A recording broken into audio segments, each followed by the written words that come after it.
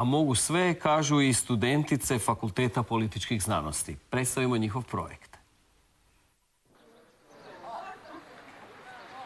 Anja, Alisa i Ana, studentice su 3. godine novinarstva na Fakultetu političkih znanosti.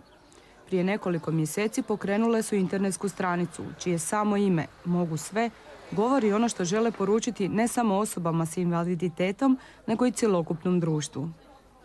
Pa ja sam imala na jednom kolegiju izlaganje o prikazivanju djece i mladih s invaliditetom u medijima i zapravo sam shvatila da ljudi stvarno jako malo znaju o osobama s invaliditetom i da ih više manje doživljavaju kao kroz neki stereotip. I htjeli smo im onda ovom prilikom pokazati zapravo da smo mi svi jednaki, da su oni jednaki, da imaju sve mogućnosti od studiranja, obrazovanja, bilo čega drugog. Jedan od glavnih razloga je, ističu osnivačice projekta, rušenje predrasuda i stereotipa. Ovaj projekt je nastao da što bolje integriramo osobe s invaliditetom u društvo. Također ovim projektom želimo pokazati njihove pozitivne strane osoba s invaliditetom, njihove mogućnosti, zato što se više manje u medijima više koncentriraju na nedostaci njihovi i prikazuju se kroz humanitarne akcije, dok se ne prikazuju njihove životne priče i ono zapravo što su oni. Iako zajedno u svemu, svaka od njih ima svoja zaduženja. Tako je Alisa najviše zaokupljena društvenim mrežama. Najaktivnije smo na Facebooku i na Twitteru i upravo nam se putem Facebooka i Twittera javljaju razni ljudi.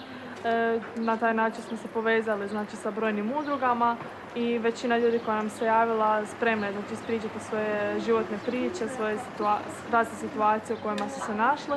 I na taj način najbolja komunikacija se upravo ostvaruje putem tih društvenih mreža. Za zaštitno lice kampanje odabrale su Lanu, studenticu Grafičkog fakulteta. To je moja višegodišnja prijateljica koja utjelovljuje sve ono što bi trebao naš projekt predstavljati, a to je da osobe s invaliditetom mogu biti potpuno uključene u naše društvo. Lana ima 70% invaliditet, odnosno čuje samo 30%, međutim to je ne sprječava da izlazi van, druži se, studira uspješno na svojem fakultetu, radi sve što rade i drugi ljudi. Na stranici www.mogusve.org možete pronaći korisne informacije, dokumente ili zakone i svakodnevne vijesti vezane uz osobe s invaliditetom.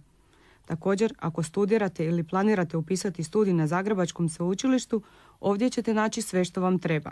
Od iskustva studenata s različitih fakulteta do informacija o udrugama u koje se možete učlaniti i asistentima.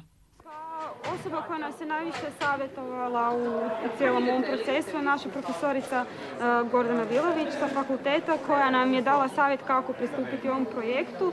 Osim što smo se sa njom savjetovali, savjetujemo se i sa osobama iz različitih udruga. Primjerice, bili smo na sastanku sa Društvom tjelesnih invalida za festival jednakih mogućnosti koji će se održati uskoro na Trgu Bana Jelačića.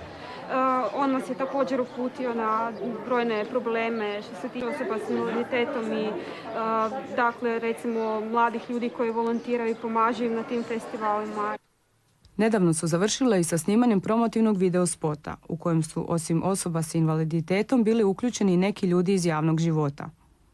Tim spotom smo htjeli zapravo prikazati odnos prema osobama s invaliditetom, odnosno htjeli smo prikazati kako ljudi većinom sažaljevaju te osobe ili ih smatraju financijskim troškom i upravo smo na taj način htjeli prekinuti sa svim predrasudama i diskriminacijom osoba s invaliditetom. I za kraj ponovimo još jednom slogan ovog hvale vrijednog projekta. Osobe s invaliditetom, ako im pružimo šansu, mogu sve.